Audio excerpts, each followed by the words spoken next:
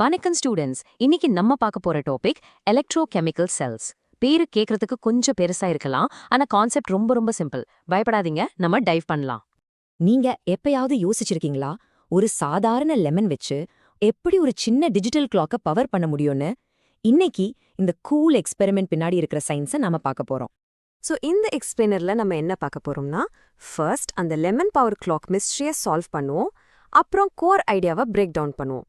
அதை ஈஸியா ஞாபகம் வச்சுக்க ஒரு வாட்டர்ஃபால் அனாலஜி பார்ப்போம், ரியல் வேர்ல்ட் எக்ஸாம்பிள்ஸ் பார்ப்போம், அண்ட் லாஸ்டா ஒரு குவிக் ரீகேப். ரெடியா? ஆல்ரைட், நம்ம ஃபர்ஸ்ட் செக்ஷனுக்குள்ள போகலாம். லெமன் பவர்ட் கிளாக் கெமிஸ்ட்ரி எப்படி எலக்ட்ரிசிட்டியை கிரியேட் பண்ணுதுன்னு நம்ம கண்ணு முன்னாடியே பார்க்க போறோம். சரி, இது ஏன் இவ்ளோ முக்கியம்? ரொம்ப சிம்பிள். இந்த ஒரு கான்செப்ட் நீங்க புரிஞ்சுக்கிட்டா, நீங்க யூஸ் பண்ற ஒவ்வொரு பேட்டரியும் உங்க ரிமோட் கண்ட்ரோல்ல இருந்து உங்க ஸ்மார்ட் போன் வரைக்கும் எப்படி ஒர்க் ஆகுதுன்னு உங்களுக்கு தெரிஞ்சிரும். அவ்ளோ ஃபண்டமெண்டலான விஷயம் இது. இப்போ நம்ம கோர் ஐடியாக்கு வரலாம். இங்க இருக்கிற அடிப்படை பிரின்சிபல் என்ன? இதை நான் உங்களுக்கு ரொம்ப சிம்பிளா எந்த காம்ப்ளெக்ஸ் டெக்னிக்கல் டேர்ம்ஸும் இல்லாம சொல்ல போறேன்.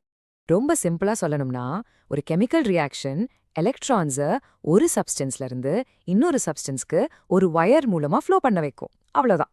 அந்த ஃப்ளோ ஆஃப் எலக்ட்ரான்ஸை தான் நம்ம எலக்ட்ரிசிட்டின்னு சொல்றோம். அமேசிங் இல்லையா? ஜஸ்ட் இமேஜின் பண்ணுங்க, ரெண்டு வேறு வேறு மெட்டல்ஸ் ஒரு சொல்யூஷனுக்குள்ள இருக்கும். இந்த மெட்டல்ஸ்ல ஒன்னுக்கு எலக்ட்ரான்ஸை கொடுக்க ரொம்ப ஆசை, இன்னொன்றோட விட. நம்ம அதை ஒரு வயர் வச்சு கனெக்ட் பண்ணும்போது அந்த எலக்ட்ரான்ஸ் போறதுக்கு ஒரு பாத்த கிடைச்சிடுது.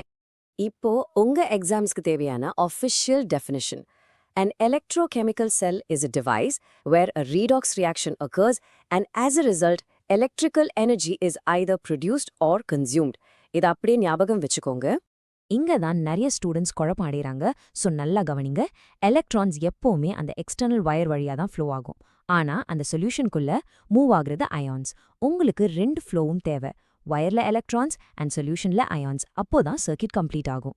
அடுத்த செக்ஷனுக்கு போலாம். இந்த கான்செப்டை நீங்க நல்லா ஞாபகம் வச்சுக்க என்கிட்ட ஒரு ஃபென்டாஸ்டிக் அனாலஜி இருக்கு. ஒரு வாட்டர்ஃபால், அதாவது அருவி. இந்த சிம்பிள் இமேஜ் எப்படி எல்லாத்தையும் கிளியர் ஆக்குதுன்னு பார்ப்போம். இந்த இமேஜ் ஐடியாவை பர்ஃபெக்டா எக்ஸ்பிளைன் பண்ணுது. அந்த வாட்டர்ஃபாலோட ஹை பாயிண்ட, யானி உயரமான இடத்த ஆனோடு நினைச்சுக்கோங்க. இங்கிருந்து தான் எலக்ட்ரான்ஸ் கிளம்புது. அந்த லோ பாயிண்ட் தான் கேத்தோட். இங்கே தான் எலக்ட்ரான்ஸ் வந்து சேரும். அந்த ஓடுற தண்ணி தான் வயர்ல போற எலக்ட்ரான்ஸ்.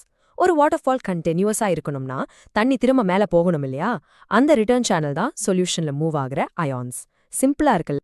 சோ இந்த எலக்ட்ரான் வாட்டர்ஃபாலோட ஏன் இந்த கான்செப்ட் இருக்கு? It's all about conversion. Chemical பாண்ட்ஸ்குள்ள ஸ்டோர் ஆயிருக்கிற கெமிக்கல் எனர்ஜியை நம்ம யூஸ் பண்ற மாதிரி யூஸ்ஃபுல் எலக்ட்ரிக்கல் எனர்ஜியா மாத்துறது தான். இதுதான் ஒவ்வொரு பேட்டரிக்கும் பின்னாடி இருக்கிற ஃபண்டமெண்டல் பிரின்சிபிள். இப்போ அந்த அனாலஜில இருந்து ரியல் வேர்ல்டுக்கு வரலாம். நம்ம ஆரம்பிச்சதுல இருந்து உங்க ரிமோட்ல இருக்கிற பேட்டரிஸ் வரைக்கும் இந்த பிரின்சிபல் எப்படி ஒர்க் ஆகுதுன்னு பார்ப்போம். நம்ம இந்த டாபிக்கை ஸ்டார்ட் பண்ண எக்ஸாம்பிளுக்கு திரும்ப வரலாம். த லெமன் பேட்டரி. இப்போ நம்ம தியரி படிச்சிட்டோம். ஸோ இது எப்படி ஒர்க் ஆகுதுன்னு உங்களுக்கு கரெக்டா புரியும். எங்க என்ன நடக்குதுன்னா, அந்த ஜிங்க் வயர் கொரோட் ஆகும், அதாவது ஆக்சிடைஸ் ஆகி எலக்ட்ரான்ஸை ரிலீஸ் பண்ணும். அந்த எலக்ட்ரான்ஸ் வயர் வழியா காப்பருக்கு போகும். அப்ப அந்த லெமனோட வேலை என்ன?